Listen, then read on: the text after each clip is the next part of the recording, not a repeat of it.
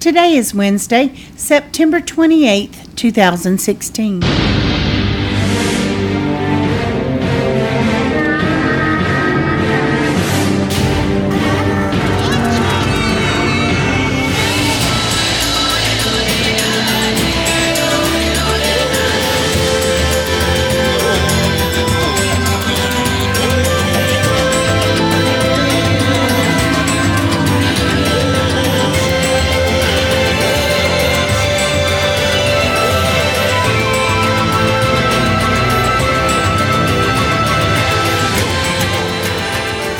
Welcome to the Survivor Fans Podcast. I'm Joanne. And I'm Stacy. And this is our recap of Survivor Millennials vs. Gen X Episode 2. This episode's titled Love Goggles. That's courtesy of Taylor to describe his relationship with Figgy. What'd you think about that? Love Goggles. Oi. Watching these two mental giants, to use a phrase from last season, You're jumping ahead. Plot through the game here was challenging, right? It's certainly worth some laughs. Previously on Survivor, over on the Millennial tribe, Figgy will basically flirt with anyone, any man. Over on the Gen X tribe, David's scared of everything, including loud noises. Ow, ow, he says, as the machete chops into the bamboo. And the majority alliance is formed on Gen X, and David is spared, we are told. Did you get anything else out of the previously on? Any retelling of history? Just that, Brett tells us he's got 6 people in his alliance. Mm-hmm. And just I'm assuming as we suspected, right? It's him and Paul and Chris, Sunday, Jessica, and who knew? Lucy. Lucy got included. Because she made herself available to be in an alliance, I think. I guess so. And she, at least we haven't seen any waves she's created, so. Nope. And who knew Ken would be on the outs? That just boggles my mind. That David, Cece, but you and knew Ken. That. We knew that. We knew that they weren't included at the end of the first episode. Not really, you just didn't want to believe that handsome Ken I did not believe included. it because Brett and Chris and David were talking about him and Paul. So I thought maybe he was in with Paul, but obviously not. Okay, well, it was clear to me that he wasn't part of the majority. Yes, but you're special. Yes, just like a millennial. Even though I'm Gen X. Hey, speaking of Gen X, it's day 5 and they don't have fire, which is really no surprise. They only got the flint. It is to me. They only got the flint the night before. It's still a surprise to me. Well, it's the morning of the next day, and so, still, I tell you what surprises me is that, again, it's just like we see this over and over and over. People go out there and they don't know how to use a magnesium fire starter. The way they were chopping, hacking at the flint to get a spark, you could immediately tell these people have no clue what they're doing. None. So the fact that they were struggling didn't surprise me a bit when I watched them going at it like that. What I liked was that David made the fire. Yeah. Way to go, David. Good job, David. That was great. Redemption. He was telling us that he was more of a Cochrane than an Ozzy, but he managed to get a spark and get it going. And it looked like he raised his stock just a little bit. Yeah, but then he couldn't break the stick in half, and Paul breaks it, and Paul did that on purpose. I'm going to have to go cut this. Paul did that on purpose. He gave him one that he knew he couldn't break because he wanted to see him struggle with it, even though he wasn't gawking at him. He just knew that it was going to cause that effect on him. Yeah, Chris tells us that David is like a puppy. You have to keep him busy and take him for walks so he doesn't poop on the new family room rug. Oh, jeez. But at least he's still looking for idols. He is. You say that like it was a positive, although it caused him to be on the outs of the majority alliance. Yeah, but he's at least got the idol now. To his credit, yes, he did continue to look, and he had a really good cover story with the rocks for the fire. So that gave him an excuse to dig around. So he got smarter about it. Yeah, a little bit, yeah. He definitely got what seems to be some kind of survivor IQ. His SIQ got a bump in this cycle, starting there on day 5. And I was really disappointed. This, to me, is not what Probst promised or described about the difference in the way the hidden immunity idols were going to be in the environment.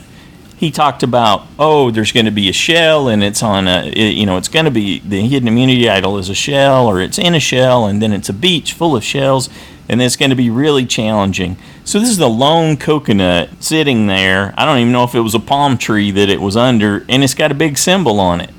How was that what he described, even in the least? That just didn't qualify for me. Maybe after 5 days they made it more simple. Yeah, they were giving up on it because nobody had a clue. Perhaps they did have to pivot just a tidge and make it a little more obvious. Maybe we'll find out in one of the Dalton Ross interviews. But that was pretty weak for something that was hidden.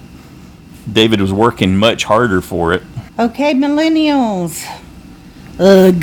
Taylor likes figs. Surprise, surprise. Yep, they're going to move to L.A. and I guess move in together. My guess is she's kind of leading him down the path, but he does have beautiful eyes. Yeah, according to Figgy, he's got beautiful blue eyes, and that makes it awfully hard. He does have beautiful blue eyes. That's not in question. So it's cuddle time and kisses, because that makes for great survivor strategy. Uh-huh. What a couple of boneheads. How did I end up picking her for my USB? I thought she would have a social game. Maybe you were blinded by her beauty. No, I wasn't. She doesn't really, that description doesn't come across to me in the photos or the video, the TV. But Michaela gets right down to it. You stink, your mouths are nasty, you got sand in your drawers, and you're kissing somebody. That is disgusting. That right there is a song. Yep. There's a song in there for sure. There you go. Go get your ukulele or your guitar or something. You stink. Your mouth is nasty. You got sand in your drawers. And you're kissing somebody. And that's disgusting to me. What do you think? You think Michaela would like it? Michaela would, yes. I could play it for her at the finale. I'm going to have to work on that one. Okay. You stink. Your mouth is nasty. I guess we'll move on. I'll work on it. I would recommend that. I gotta focus on the pitch there a little bit, I think. Okay, so day 6, and they get called out. We're still with the millennials. They get called out for macking, But as it's described. here's what I really don't understand. Figgy's like, they don't care. They're not afraid of a power couple. Really? She has no clue. She has no survivor game acumen. Zeke tells us, hey, this casual attitude equals not good for gameplay. That'd get you in trouble. Yeah, you're going to have to pay for that one. And Jay just flat out says they're stupid. Yes, Jay, Figs, and Taylor are stupid. And that they can You're a completely dork. destroy Wake everything. up. He tried to help. Yep. I think he tried in a good way. Yeah, I do too, but Taylor wasn't hearing it. No, he informs us that he has thought it through, and it will be all right. And he's going to do it anyway. Because if I can think it, that must be a fact, and that must be okay. All right, there And we it go. works out, so point proven. No, not really. And Taylor's mind. Uh-huh. Okay, over day 6 on Gen X, we get to see some of what Rachel told us about Ken. She said he always brought something back when he went out spearfishing. Well, he'd be my man, for sure. It's like he's nice on the eyes, and he A can provider. bring in food. Yes, and this time he brings back an octopus. And he informs us that he's socially shy. He had to get over a speech impediment. Well, yeah, just the fact that he compared himself to David, I was like, what? See, there's another chapter in that made-for-Lifetime movie about Ken. And that's when we know for sure he is not in Paul's group. Or, as he refers to it, Paul's posse. I see. So the two have to stay strong. Again, I think we got a couple players here struggling with numbers, as Dan was fond of pointing out. Yeah, so they got the power of 2, and they're convinced they're on their way. Do you think that David needed to show Ken the idol? Should not have done it. Should not have done agree. it at all. I don't think he should have done it either. Nope. But yeah, maybe David needed to Ken had because of nowhere his to go anyway, neurosis. so- Yeah, exactly. But this is building trust, and Ken makes for a fine meat shield for David. So strategically, maybe it's not that bad. He's got someone in front of him that would go ahead come merge time for sure if they were both still around. Yeah. Okay. And they decide Paul's got to go. Paul's the one who has to go. Back to the Millennials. Hannah is hacking at a coconut. Yep. So she's working at Island Life. Yeah. Made it happen. Good for her. Well, were you surprised that Mari said she just didn't Not know in the this least. game was going to be this hard? Not in the least. Oh, okay. Yeah, because I had her pegged as someone I liked her too. who didn't have a clue what she was getting into.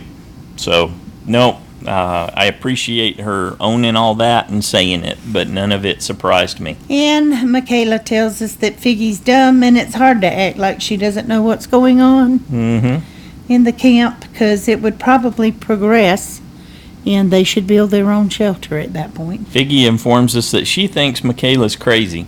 Now, there are hints throughout this episode that Michaela is way on the outside of the whole group, right? We'll talk about that a little more. But so there is something to what she's saying right now. But then even Adam tells us, hey, Figgy's in the crosshairs. And how do Taylor and Figgy address it? Well, they go off on their own, isolate for a nice big hug, because that's going to make it all better. Hug it out. Good job, you two. Okay, now we go back to the Gen X tribe, and Paul's telling everyone now, anywhere you go, bring back any dry firewood that you see. And he tells us that he breathes control. It's just natural for him to be in control of all things. All things are under his dominion. Cece is having a discussion with Ken about what's going on, talking about how she's actually on the outs with him and David. And when Ken wisely asks her what should be done, she replies, cut off the head. Paul's in charge. Let's get rid of him. Yep. And that's when we first see that Paul's having some trouble. Physically, he's having some trouble in the episode, as was foreshadowed in the next time on Survivor. It is Paul who ends up going down at this point in the episode. He tells us that his hands are numb. He can't feel anything below his elbows. Yeah, isn't that strange? I had never heard that as a symptom of heat exhaustion. Yeah. That I wasn't aware of it either. So, not sure. That kind of sounds out of the realm of heat exhaustion. Things aren't always black and white, right? It's not always just one thing that's going on. That's true. Anyway, the producers realize that something significant's going down. They step in, or they got called in, and then they call for the doctor. And Paul tells us that he's scared in his chest, and he's obviously having a hard time breathing.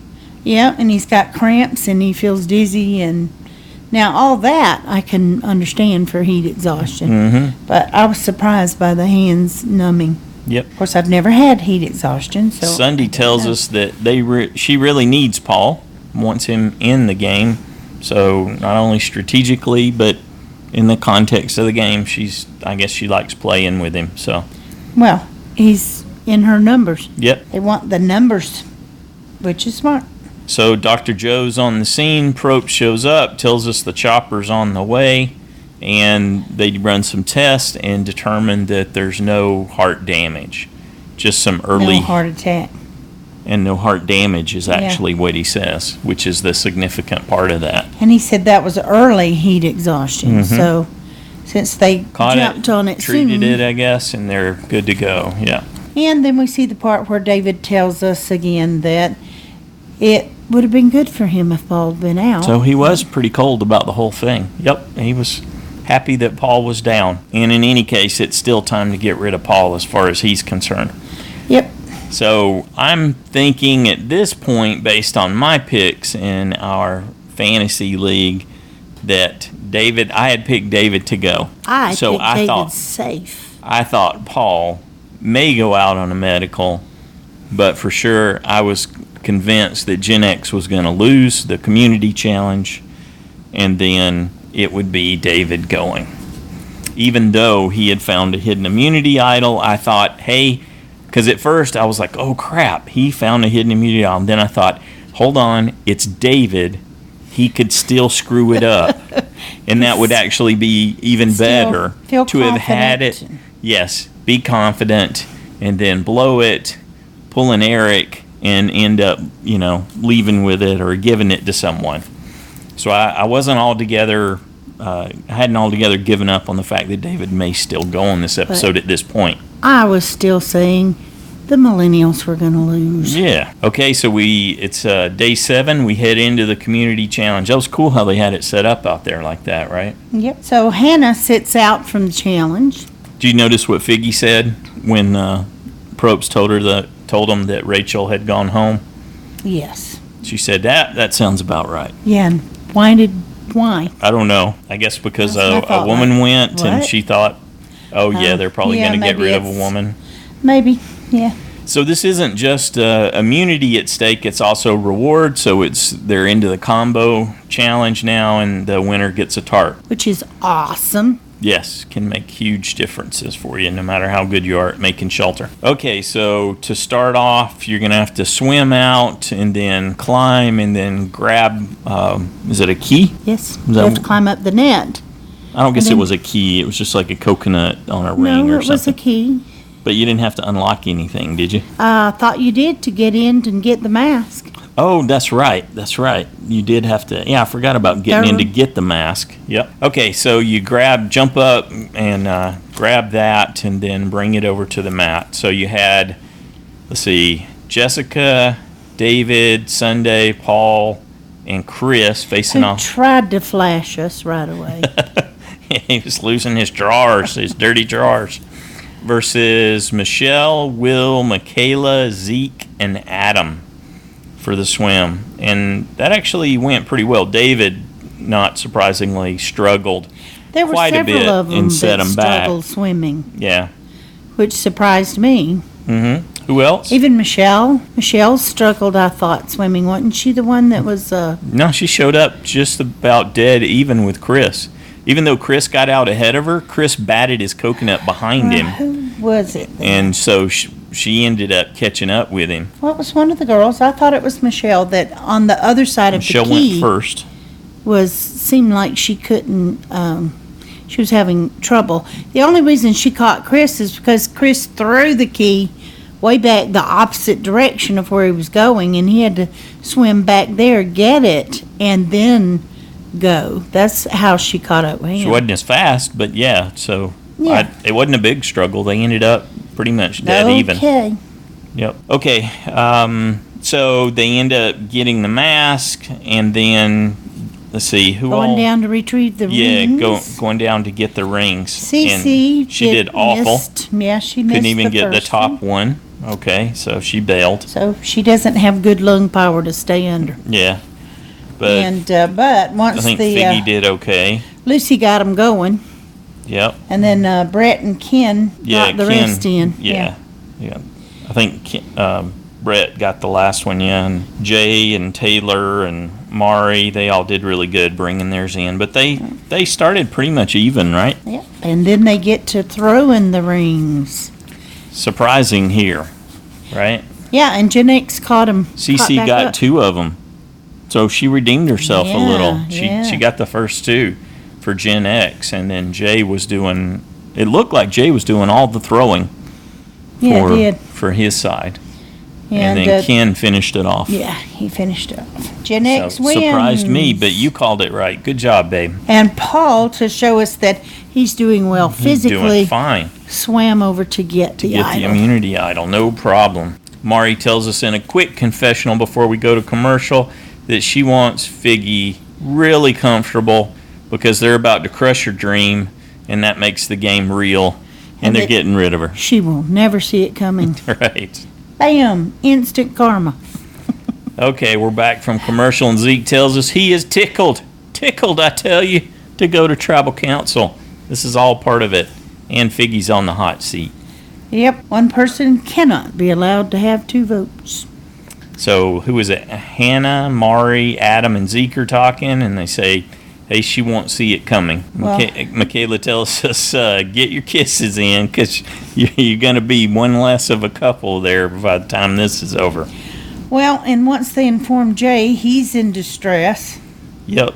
because they're in his alliance and they've blown it. But I have to say, he and do we give most of that to Michelle? Seems like credit it. I want to back up just for a second, though, because Zeke tells us something here that was important.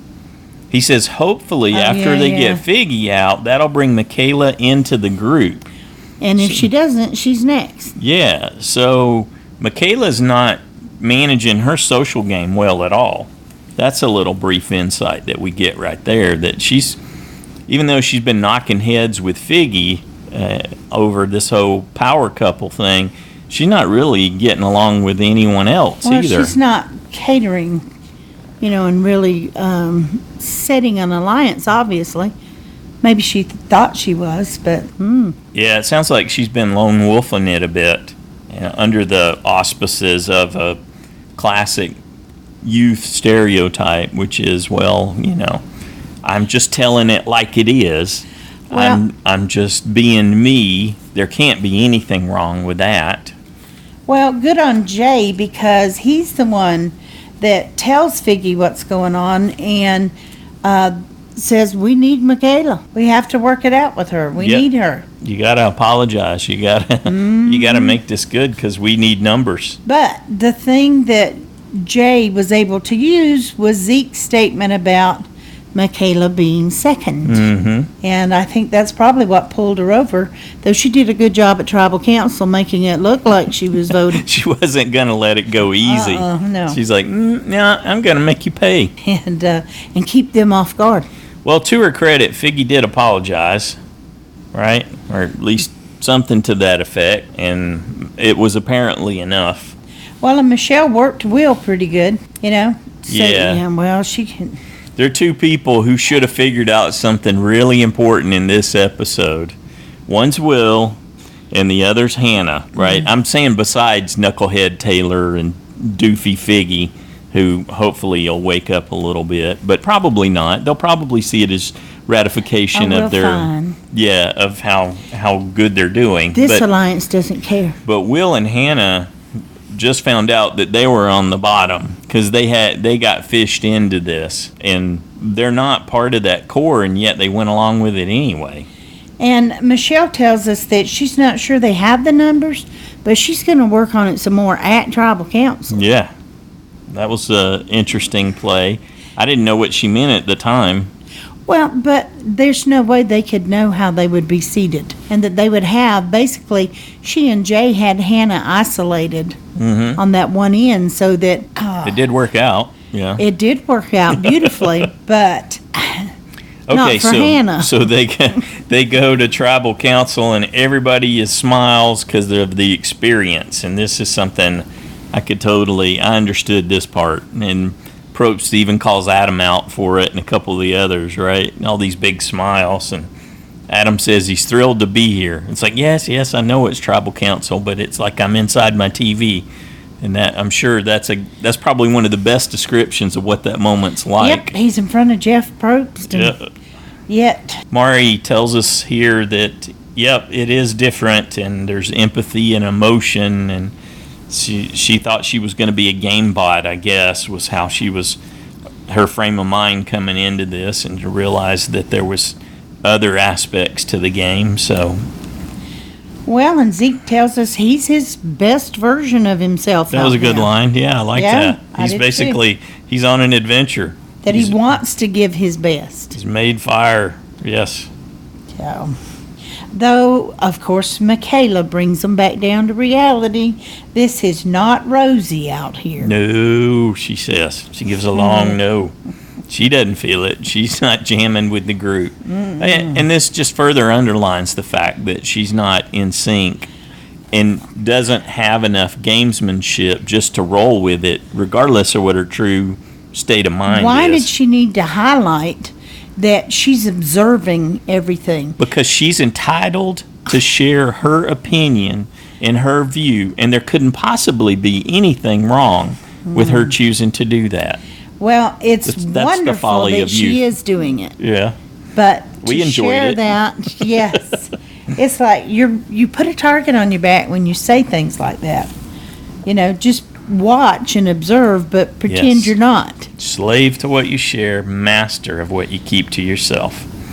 It's a hard lesson to learn. To Hannah's credit, she kept saying, well, I need a reason. I need a reason. Yeah, I need a reason. that was cool that they were jump cutting Tell you between later, I promise. the conversation between Michelle and Hannah, and Jay was a little bit in that with the typical Probst questions until he finally busted her or busted them for it. Even then, Hannah just covered it with lots of goofy, nervous, giggling laughter, and he didn't get anything out of it. Okay, and then when they bring it up and try to get them to say what was going on, why did Maury not let her? Why did she say what she said? Oh, you dream of moments like that. You should just, if you're an editor, you love it when someone puts their foot in their mouth like that. It just works out so perfect. Hannah's probably talking about puppies.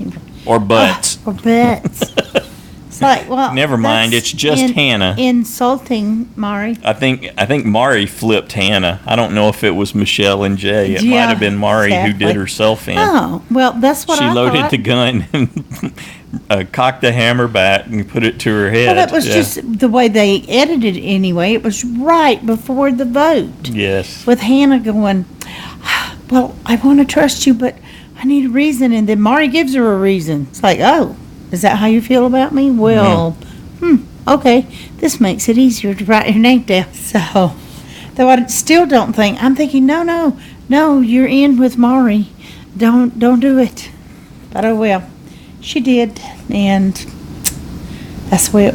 Yeah, when you're in a situation and you're being worked, when you're being pressured like that, it's usually not in your best interest to cave to that. And the fact that they wouldn't say, or all she'd say is, I promise. I'll explain it later, I promise. Yeah. It's like, after the fact, and you have control. Do you think she made the right choice? And I burned my bridges with everyone else. Yeah. Well, she knows now that she's on the bottom, I think, of that alliance. Well, probably her and Will. Yes. I don't know why should know that. Yes. But I think it was a bad decision for her game. Yes. Yeah, and it doesn't look like they ended up actually needing her. So No, in another way, if she hadn't, it wouldn't have potentially gone well for her. That's right. So she could have stood up for her principles and tried to explain it, but I don't know. Would that have been better in the end? She probably should have done that. 6 1, half dozen the other. I don't know if it is even, right? Because now she's just going to be viewed from a position of weakness. They didn't need her, and she caved on the flimsiest of evidence. I don't know if she proved her trust or just how... No, I think what she proved was she'd make a great goat. Yeah. And I don't like that because she's my girl. Yeah. Well, at least you don't have Figgy the way I do.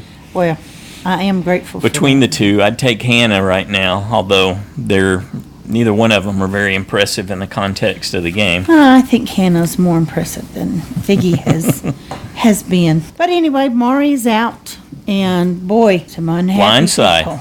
Big, yeah.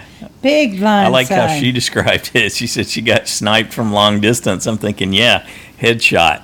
Total headshot. Yeah. I was like, oh, and my goodness. she says it hurts. So her plan to be a game bot and take emotion out of it and she didn't play see rationally. It coming, so. Yeah. Well, okay. At least from what we could tell from the edit, she didn't see it coming. Yeah. I always have to qualify that a little bit. Jeff Probst says the gloves are off and it is on. Your enthusiasm's only overshadowed by the loud gameplay, the loudness of the gameplay that's going on now. So that was a pretty interesting move. I didn't expect that kind of scrambling from the Millennial tribe. I didn't see it I thought coming it was at going to all. be a little more straightforward in terms of how things were going down. I did too, obviously, since I voted for Figgy to go. Who's the big credit there at the end? The big credit for the blind side? Mm-hmm. I think you have to go with Michelle and Jay maneuvering around the people and making that happen. Hiding it from Adam and Zeke. Mm-hmm. They didn't have a clue. Nope. Speaking of Adam and Zeke, next on, they feel betrayed and they're very upset with Hannah. Mm-hmm. So Hannah has to stay with the other group if they don't come around. And Yeah, I hope besides, they. now the I hope numbers they are do there. end up listening to her though, because she needs that. well, and I think maybe They that's need why Will likes the twist in the game, and he's ready to go see what the experiences the Gen X tribe Is Will has to just offer. on an adventure? Or is he really here to play Survivor? I don't know I think he's got the adventure bug. Maybe that. the game I mean, may be sure. a bit much for him. He didn't seem to be that dialed into it. I mean, we're not getting a whole lot from him. No, not yet. But Did we even see Lucy this episode, other than in the challenge? I don't believe she was She didn't standing talk, right? around. I don't think she has. She talked the entire time. Yeah, she talked in Okay. episode 1. Not much. No, not a No. lot. She wasn't featured for sure. That probably means she's gonna be there a long time. Is Purple So- Lucy? Is she going to get a Purple Lucy? I don't edit? know. She's just like, I could forget she's there completely. It's like, who? Usually that's because they're not giving them much. And Now, so I could see Lucy being shut down and not very talkative in her confessionals. Although she Before- did chatter away in her meeting, getting to know Lucy video. Before the game started, it was Michelle I had trouble remembering. Mm-hmm. Now it's Lucy. Now it's Lucy. Definitely getting to where I can recognize the different people.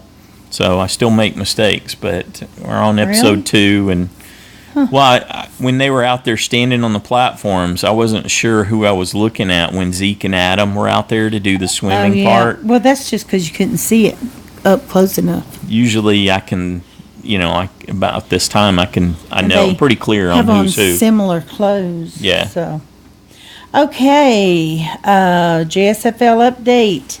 There are 18 people tied for first place. Okay, pretty normal at this stage in the game. 51 people lost their USB. Wow, which she was the second most Second. popular choice for our Behind Zeke, Ultimate yeah. Survivor bonus. Okay, Yep. and now Zeke's on the outs too. His future's not looking so good. Oh, not yet. He could be gone next episode. Now that's not happening. Okay, 4 people, congratulations, earned a vote-off point for Bar. 4? Wow. Yeah. Okay, good job. So Tells you obviously, a lot of us were big blindsided, blindside, yeah. 57 people lost a safe point.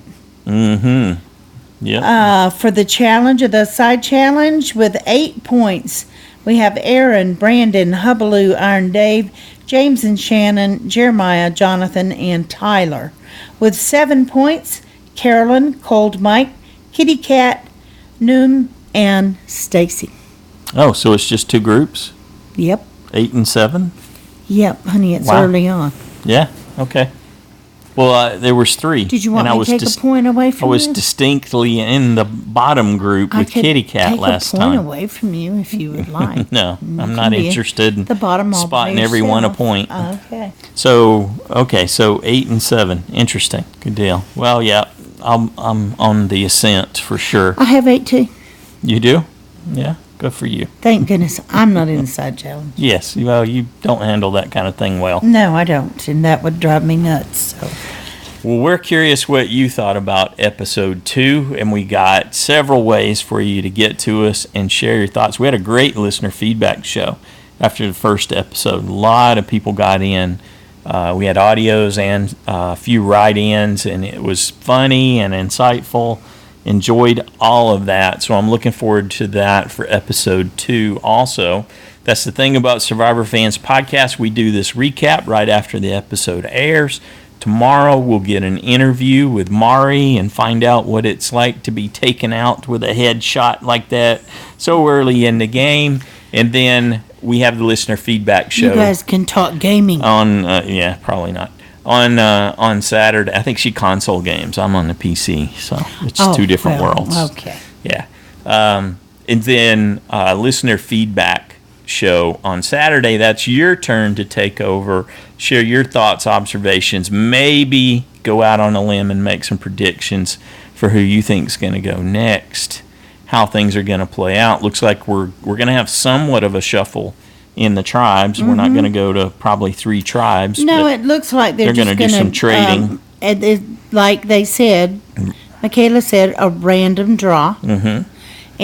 But we just don't know how many people. Yeah, how do you think that's are going to gonna play out? swap Would it be good to get swapped over at this point, or would it be bad? Or Yeah. are they assuming that they get swapped and they're not just going over for some other reason? Yeah. Okay. So, but I'm thinking they're going to switch a few people up. Could be. Yep. It doesn't usually work out for you if you get flipped over to the other tribe. You just end up being a target, right? And everyone who was on the outs over there on that tribe gets a little bit of a breather because you're fresh meat to be voted That's out. right. Yeah, so it could spare David another episode. Maybe he'll have some more adventure. Or And it could bring new blood to them. what do you think about David's hidden immunity idol? Is he going to be able to use it, or is he going to bamboozle it, or is he going to goof it all up? What are your thoughts on that? The voicemail line 206-350-1547. We got a toll-free voicemail now at 844-643-8737. The email joanneandstacyshow@gmail.com.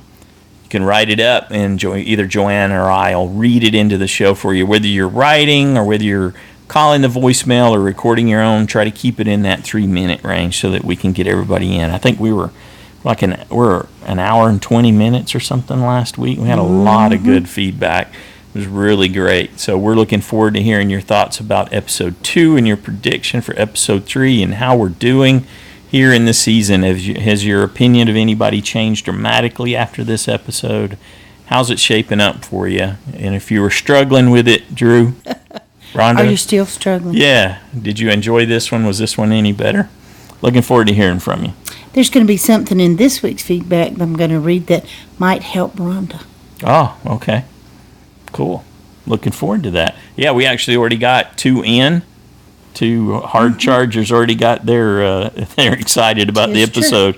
They already got their feedback in, so I'll have to go get that ready after we prep for the interview. Well, I got to get this episode out too. Yeah, you might want to do that first. First, yes. Good idea. Good call, Coach. You ready to wrap it up? Anything else? I don't believe so. Have a good one. Good night, everybody.